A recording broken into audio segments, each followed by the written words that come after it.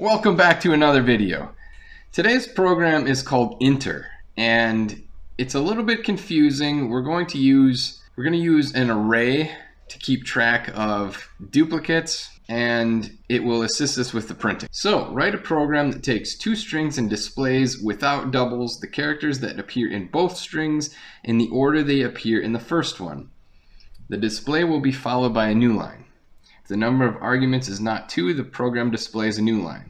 Let's try something new today. We're going to go down to the tablet here. I'm going to give you a visual representation of what we're going to do with the code.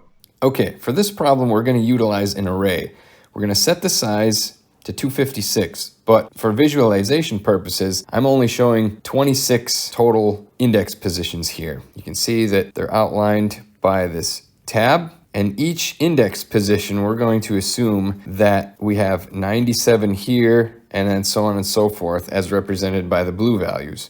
And you're going to see why that is in a second. Now in the ASCII table, the int value of 97 is represented by char A, 98 is B, and so on and so forth. So in our program, we're going to have an index to help with keeping track of where the string is at. And we're going to assign that to I equals 0. And then let's, for example, say string 2 is equal to ADGZ. So what we're going to do to keep track of which character is encountered, we're going to start with a loop. So we'll have while, and this is going to be S2 at spot I. So as long as we have something at that value, we're going to do something inside this while loop. Now, how are we going to keep track of which value has been discovered? Okay, so while S2 at 1, tab at, we need to typecast int S2 at spot I equals 1. Well, what does that do? So what we have here is basically an index position of tab, right? So if we say S2 at spot I, which would be this A, since we're starting at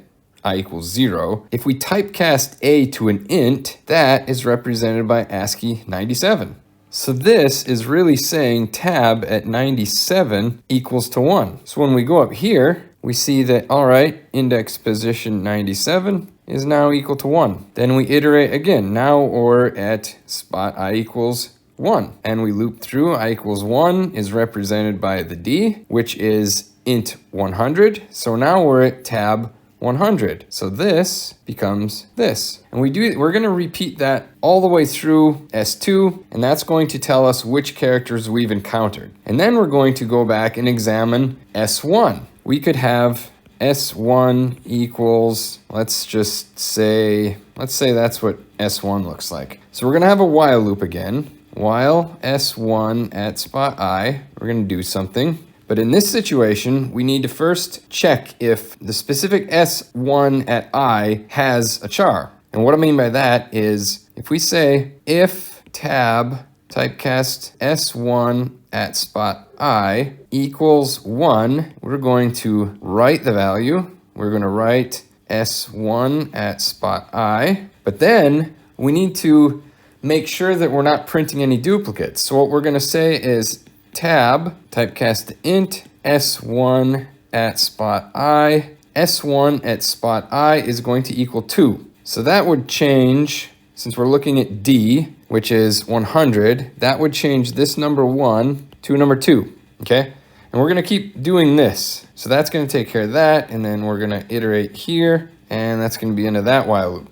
So we're going to keep looping through this over and over again until we're done with SI1.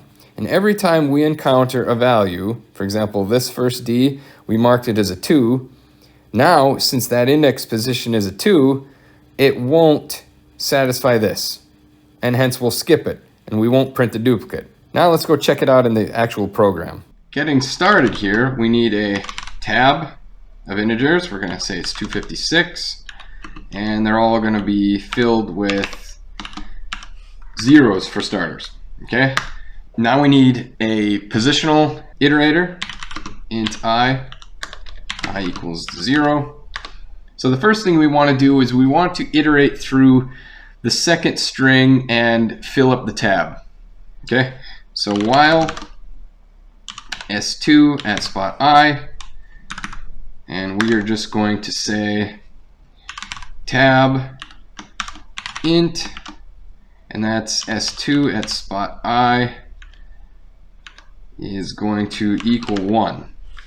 And we can actually have a plus here so that we can just iterate through it, and our function here, our while loop here, is nice and tidy. Now we need to go back I equals to 0, because now we're going to go through the first string. So now while s1 at spot I, and if tab at int s1 at spot I equals 1, because that's what we assigned these. These are interchangeable. Remember, tab, even though we're using s2 here and s1 here, it can represent the same index value, because we're looking at tab on both instances. So here we're checking if it's 1. If it's 1, then we're going to do something. And what we'll do first is we'll write s1 at spot I. But now we need to change the state, because we need to eliminate printing duplicates. So now we're going to say tab at typecast. This is going to be s1 at spot I. That is going to equal 2. So now the next time it goes through, if it finds another same character, that particular index in tab is going to be the number 2. So it's not going to, this will be evaluating to false, and we won't actually go in here and do any writing.